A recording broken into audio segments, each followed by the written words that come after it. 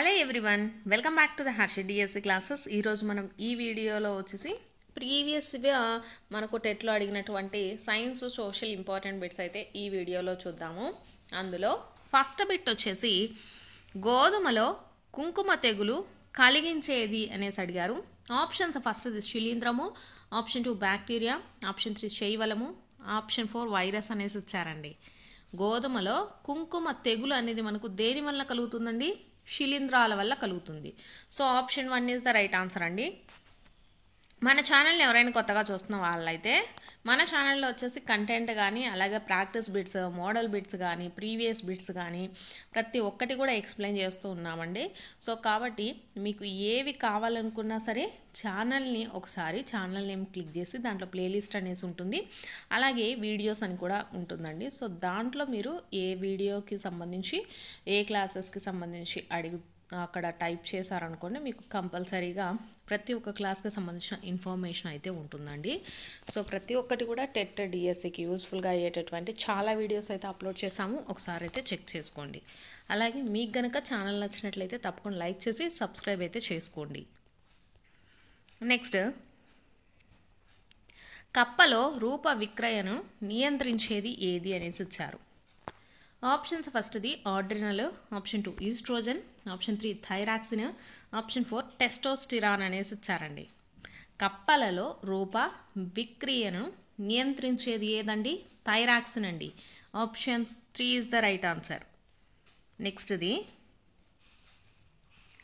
Ursa మేజర్ను ఈ విధంగా కూడా అంటారు అనేసి ఇచ్చారు. ఆప్షన్స్ ఫస్ట్ది big dipper, option 2 Orion, option 3 Leo Major, option 4 Cassiopeia అనేసి ఇచ్చారండి. సో బిగ్ బేర్ అని కూడా అంటారండి. సో ఇక్కడ బిగ్ డిప్పర్ అనేసి ఇచ్చారు. సో ఇది మనకు option 1 is the correct answer. Ursa మేజర్ని వచ్చేసి big dipper or big bear అనేసి కూడా పిలవడం జరుగుతుంది. నెక్స్ట్, లోహాలు సోడియం హైడ్రాక్సైడ్తో చర్య పొందినప్పుడు ఏర్పడే వాయువు ఏది అనేసి ఇచ్చారండి. లోహాలు సోడియం హైడ్రాక్సైడ్తో చర్య నొందినప్పుడు ఏర్పడే వాయువు ఇక్కడ చూసుకున్నట్లయితే మనకు ఆప్షన్స్ ఫస్ట్ది oxygen, option 2 chlorine, option 3 nitrogen, option 4 hydrogen అనేసి ఇచ్చారండి. సో మనకు ఏ వాయువు ఏర్పడుతుందండి? హైడ్రోజన్ అనేది ఏర్పడుతుంది. లోహాలు సోడియం హైడ్రాక్సైడ్తో చర్య పొందినప్పుడు మనకు హైడ్రోజన్ అనేది వెలువడుతుంది. నెక్స్ట్, ఇనుముపై జింకు పొరను నిక్షిప్తం చేసే ప్రక్రియ ఏది అనేసి అడుగుతున్నారు. ఆప్షన్స్ ఫస్ట్ది హైడ్రోజనీకరణము, ఆప్షన్ 2 స్ఫటికీకరణము, ఆప్షన్ 3 గాల్వనీకరణం, ఆప్షన్ 4 తుప్పు పట్టడం అనేసి ఇచ్చారండి. సో మనకు ఇనుము అనేది మనకు తుప్పు అనేది పడుతుంది కదా, సో దానిపైన మనము జింకు పొరను నిక్షిప్తం చేసే ప్రక్రియను ఏమంటామండి? గాల్వనీకరణం అంటాము. Option 3 is the right answer. Next, నీటి ఆవిరి ద్రవ రూపంలోనికి మారే ప్రక్రియను అనేసి అడిగారండి. ఆప్షన్స్ ఫస్ట్ది బాష్పీభవనము, ఆప్షన్ 2 సాంద్రీకరణము, ఆప్షన్ 3 అవక్షేపణము, ఆప్షన్ 4 తేర్చుట అనేసి ఇచ్చారండి. నీటి ఆవిరి మనకు ద్రవ రూపంలో మారితే దాన్ని ఏమంటామండి? సాంద్రీకరణ అంటాము. వాయు రూపంలో మారితే బాష్పీభవనం అంటామండి. సో కాబట్టి ఇక్కడ option 2 is the right answer. నీటి ఆవిరి ద్రవ రూపంలోనికి మారితే దాన్ని ఏమంటాము? సాంద్రీకరణ అంటామండి. Option 2 is the right answer. Next, కృష్ణానది జన్మస్థలం ఏది అనేసి ఇచ్చారు. ఆప్షన్ ఫస్ట్ది అంతర్వేది, హంసలదీవి, నాసికా త్రయంబకము, మహాబలేశ్వరం అనేసి ఇచ్చారండి. సో కరెక్ట్ ఆన్సర్ ఏంటండి? మహాబలేశ్వరం అండి. కృష్ణానది యొక్క జన్మస్థానం ఏది? Mahabaleshwaram. Option 4 is the right. Next question, తేనెటీగలలో వాగల్ నృత్యము ఒక రకమైన అనేసి ఇచ్చారు. ఆప్షన్స్ ఫస్ట్ది స్పర్శ భావ వ్యక్తీకరణ, ఆప్షన్ 2 మౌఖిక భావ వ్యక్తీకరణ, ఆప్షన్ 3 దృశ్య భావ వ్యక్తీకరణ, ఆప్షన్ 4 రసాయన భావ వ్యక్తీకరణ అనేసి ఇచ్చారండి. సో మనకి వాగల్ డాన్స్ అనేది, వాగల్ నృత్యం అనేది ఏ రకమైందండి? దృశ్య భావ వ్యక్తీకరణ. Option 3 is the right answer. Next bit, భవన నిర్మాణంలో తాపీ మేస్త్రి ఉపయోగించే పనిముట్టు ఏది అనేసి ఇచ్చారు. ఆప్షన్స్ ఫస్ట్ది ద్రవ మట్టము, ఆప్షన్ 2 బాబిన్, ఆప్షన్ 3 సూది, ఆప్షన్ 4 సాల్డరింగ్ గన్ అనేసి ఇచ్చారండి. సో భవన నిర్మాణంలో తాపి మేస్త్రి ఏ పనిముట్టును ఉపయోగిస్తారండి? ద్రవ మట్టమును యూజ్ చేస్తారండి. Option 1 is the right answer.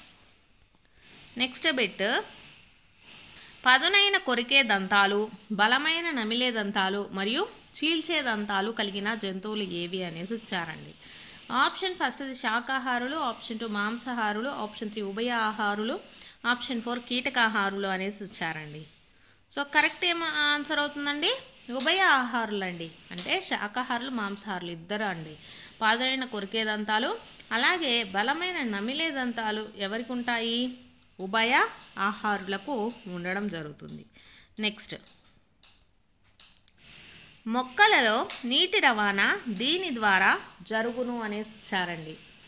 Options ఫస్ట్ది దారువు, పోషక కణజాలము, పత్రరంధ్రాలు, బెరడు అనేసి ఇచ్చారు. మొక్కలలో మనకు నీరు అనేది దేని ద్వారా రవాణా జరుగుతుందండి? దారువు ద్వారా జరుగుతుందండి. దారువు ద్వారా. నెక్స్ట్ది మార్బల్ క్యాన్సర్కు కారణమైనది ఏది? మార్బల్ క్యాన్సర్ కండి. ఆప్షన్స్ మనకు నత్రజని, సిఎన్జి, పొగమంచు, ఆమ్ల వర్షం అనేసి ఇచ్చారు. సో కరెక్ట్ ఆన్సర్ ఏమవుతుందండి? ఆమ్ల వర్షము. ఆమ్ల వర్షాల వల్ల ఏమవుతుంది? మనకు క్లోరోఫ్లోరో కార్బన్స్ వల్ల మనకు మార్బల్ క్యాన్సర్ అనేది వస్తుంది. Option 4 is the right answer. నెక్స్ట్ది సోషల్కి సంబంధించిన బిట్స్ చూద్దామండి. ఆర్య సమాజమును స్థాపించినది ఎవరు అనేసి అడుగుతున్నారు. సో ఆర్య సమాజాన్ని స్థాపించింది ఎవరండి? Swami Dayananda Saraswati. Option 3 is the right answer అండి. నెక్స్ట్ది భారతదేశంలో జాతీయ వినియోగదారుల దినోత్సవాన్ని జరుపుకునే రోజు ఏది అనేసి అడుగుతున్నారు. భారతదేశంలో జాతీయ వినియోగదారుల దినోత్సవం ఎప్పుడు జరుపుకుంటాం మనము? డిసెంబర్ 24 అండి. Option 2 is the right answer. నెక్స్ట్ది సింధు ప్రజలు పశుపతి పేరుతో ఈ దేవుణ్ణి పూజించేవారు అనేసి ఇచ్చారండి. ఆప్షన్స్ ఫస్ట్ది శివుడు, విష్ణువు, కృష్ణుడు, రాముడు అనేసి ఇచ్చారు. వీళ్ళు పశుపతి అనే పేరుతో కొలిచేటటువంటి దేవుడు ఎవరండి? శివుడు అండి. సింధు ప్రజలు ఎక్కువగా శివుడిని పూజిస్తారు. సో వాళ్ళు శివుడిని ఏమని పిలుస్తారు? పశుపతి అనేసి పిలుస్తారు. నెక్స్ట్, గులాం గిరి పుస్తకాన్ని రాసినది ఎవరు అనేసి అడిగారండి. గులాం గిరి పుస్తకాన్ని ఎవరు రచించారండి? జ్యోతిరావు పూలే. జ్యోతిరావు పూలే రచించిన పుస్తకం ఏదండి? గులాంగిరి పుస్తకం. నెక్స్ట్ క్వశ్చన్ వచ్చేసి సరికాని జతను గుర్తించండి అనేసి ఇచ్చారండి. ఆప్షన్స్ అబ్దుల్ రజాక్ దేవరాయ 2 కాలంలో మన విజయనగర దాన్ని వచ్చేసి సందర్శించారు అనేసి. నెక్స్ట్ డొమింగో పేస్, హరిహర రాయలు 2, ఇబన్ బటూటు హరిహర 1, నికోలో కాంటి దేవరాయ 2 అనేసి ఇచ్చారండి. దీంట్లో సరికాంది వచ్చేసి డొమింగో పేస్ హరిహర 2 కాలంలో అనేది ఇది మనకు మిస్ మ్యాచ్డ్ పేరండి. Option 2 is the right answer. Next, Kaaba భవనము వీరికి సంబంధించింది అనేసి ఇచ్చారు. ఆప్షన్స్ ఫస్ట్ వచ్చేసి క్రైస్తవులు, హిందువులు, సిక్కులు, ముస్లింలు అనేసి ఇచ్చారండి. ఈ కాబా భవనము ఎవరికి సంబంధించిందండి? ముస్లింలకు సంబంధించింది. Option 4 is the right answer. నెక్స్ట్ది మన విశ్వం యొక్క వ్యాప్తి అనేది అనేసి ఇచ్చారు. ఆప్షన్స్ వచ్చేసి స్థిరము, అనంతరము, మార్చగలిగినది, పరిమితము అనేసి ఇచ్చారండి. మన విశ్వం వచ్చేసి దేనికి సంబంధించిందండి? అనంతం. దాని యొక్క వ్యాప్తి వచ్చేసి అనంతం. Option 2 is the right answer. Next, ప్రపంచంలో అతిపెద్ద బాక్సైట్ ఉత్పత్తిదారు ఎవరు అనేసి అడుగుతున్నారు. ఆప్షన్స్ వచ్చేసి చిలీ, అమెరికా, బ్రెజిల్, ఆస్ట్రేలియా అనేసి ఇచ్చారండి. సో ఎవరండి? ఆస్ట్రేలియా. ప్రపంచంలోనే అతిపెద్ద బాక్సైట్ ఉత్పత్తిదారు ఎవరు అంటే Australia. Option 4 is the right answer. నెక్స్ట్ది మకర్ రేఖ మీద సూర్యకిరణాలు నిట్ట నిలువుగా పడే రోజు. సో ఏ రోజు నిట్ట నిలువుగా సూర్యకిరణాలు పడతాయండి? డిసెంబర్ 22 అండి. డిసెంబర్ 22న మకర రేఖ మీద సూర్యకిరణాలు నిట్ట నిలువుగా పడే రోజు. నెక్స్ట్ క్వశ్చన్, బెంగాల్ విభజన జరిగిన సంవత్సరం ఏది అనేసి అడుగుతున్నారండి. మనకు బెంగాల్ విభజన ఏ సంవత్సరంలో జరిగిందండి? 1905వ సంవత్సరంలో బెంగాల్ విభజన జరిగింది. 1905 అండి. నెక్స్ట్ క్వశ్చన్ వచ్చేసి, వాతావరణంలోని వాయువుల అమరికకు సంబంధించి సరికాని జతను గుర్తించండి అనేసి ఇచ్చారండి. ఆప్షన్స్ ఫస్ట్ది నత్రజని 78%, ఆక్సిజన్ 21%, కార్బన్ డైఆక్సైడ్ 0.05%, ఆర్గాన్ వచ్చేసి 0.93% అనేసి ఇచ్చారు. 93%. సో దీంట్లో సరికానిది ఏంటండి?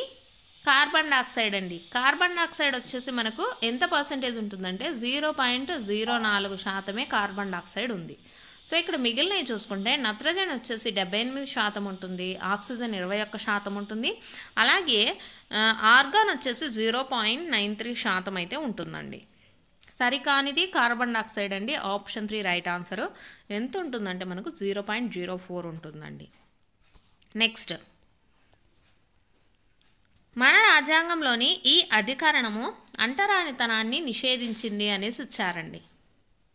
సో ఏది అంటే 17వ అధికరణ అండి. 17వ అధికరణ వచ్చేసి మనకు అంటరానితనాన్ని నిషేధిస్తుంది.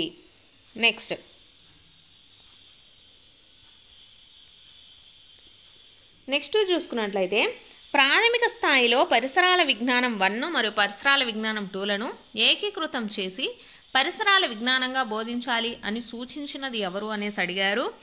Options NCF 2005, NEP 1986, Eshwari Bai Patel committee, NEP 2020 అనేసి ఇచ్చారండి. సో ఎవరు అంటే NCF 2005 అండి. ఇంతకుముందు మనకు పరిసరాల విజ్ఞానం 1, 2 అని ఉంది కదా. సో వాటిని ఏకీకృతం చేసి మనకు పరిసరాల విజ్ఞానంగా బోధించాలి అని చెప్పింది ఎవరు అంటే NCF 2005. నెక్స్ట్ది, శాస్త్రీయ పద్ధతిలో 2వ తార్కిక సోపానం ఏది అనేసి అడుగుతున్నారండి. సో ఇక్కడ మనకు ఆప్షన్స్ సమస్యకు సంబంధించిన సమాచార సేకరణ అనేసి ఇచ్చారు, సమస్యలను నిర్వచించడం, విశ్లేషించడము, సమస్యను గుర్తించడము, పరికల్పనను రూపొందించడం అనేసి ఇచ్చారు. సో ఇక్కడ చూసుకున్నట్లయితే మనకు ఫస్ట్ సమస్యను గుర్తించాలండి, ఫస్ట్ది అది. సో సెకండ్ది అడిగారు కాబట్టి సెకండ్ది ఏమవుతుందండి? సమస్యను నిర్వచించి విశ్లేషించడం అనేది మనకు 2వ సోపానం అవుతుంది. Option 2 is the right answer. నెక్స్ట్ది, సాధారణంగా బోధనాభ్యాసన ప్రక్రియ ప్రారంభించడానికి ముందు చేసేటటువంటి మూల్యాంకనం ఏది అనేసి ఇచ్చారండి. ఆప్షన్స్ ఫస్ట్ నిర్మాణాత్మక మూల్యాంకనం, ఆప్షన్ 2 సంగ్రహణాత్మక మూల్యాంకనము, లోప నిర్ధారణ మూల్యాంకనము, ప్రజ్ఞా పరీక్ష అనేసి ఇచ్చారు. సో ఏది అండి బోధనాభ్యాస ప్రక్రియకు ప్రారంభించడానికి ముందుగానే చేసేది ఏంటంటే లోప నిర్ధారణ మూల్యాంకనము. Option 3 is the right answer. నెక్స్ట్ది, క్షేత్ర పర్యటనలో 2వ సోపానం ఏది అనేసి అడుగుతున్నారు. ఫస్ట్ది వచ్చేసి మూల్యాంకనము, ఆప్షన్ 2 సన్నాహము, ఆప్షన్ 3 ప్రణాళిక, ఆప్షన్ 4 అమలు పరచడం అనేసి ఇచ్చారండి. సో మనకు ఫీల్డ్ ట్రిప్ క్షేత్ర పర్యటనలో ఉండేటటువంటి 2వ సోపానం ఏదండి? సన్నాహము. Option 2 is the right answer. నెక్స్ట్ది, తెలియని విషయాల నుండి తెలిసిన విషయాలకు తీసుకెళ్లే దృక్పథం ఏది అదే అనేసి అడుగుతున్నారు. ఆప్షన్స్ విశ్లేషణాత్మక, ఆగమనాత్మక, సంశ్లేషణాత్మక, నిగమనాత్మక అనేసి ఇచ్చారండి. తెలియని విషయాల నుండి తెలిసిన విషయాలకు తీసుకెళ్ళటాన్ని ఏమంటారండి? విశ్లేషణాత్మక, సంశ్లేషణాత్మక 2 అంటారండి. 1 and 3 is the right answer. Next bit, నిర్మాణాత్మక మూల్యాంకనంలో గల సాధనాలు ఎన్ని అనేసి అడుగుతున్నారు. సో ఈ మూల్యాంకనంలో మనకి ఎన్ని సాధనాలు ఉంటాయండి? 4 సాధనాలు అయితే ఉంటాయి. సో ఇవి వచ్చేసి మనకు సైన్స్ సోషల్కి సంబంధించినటువంటి ఇంపార్టెంట్ బిట్స్ అండి. మీకు కనుక వీడియో నచ్చినట్లయితే తప్పకుండా లైక్ చేసి సబ్స్క్రైబ్ కూడా చేసుకోండి.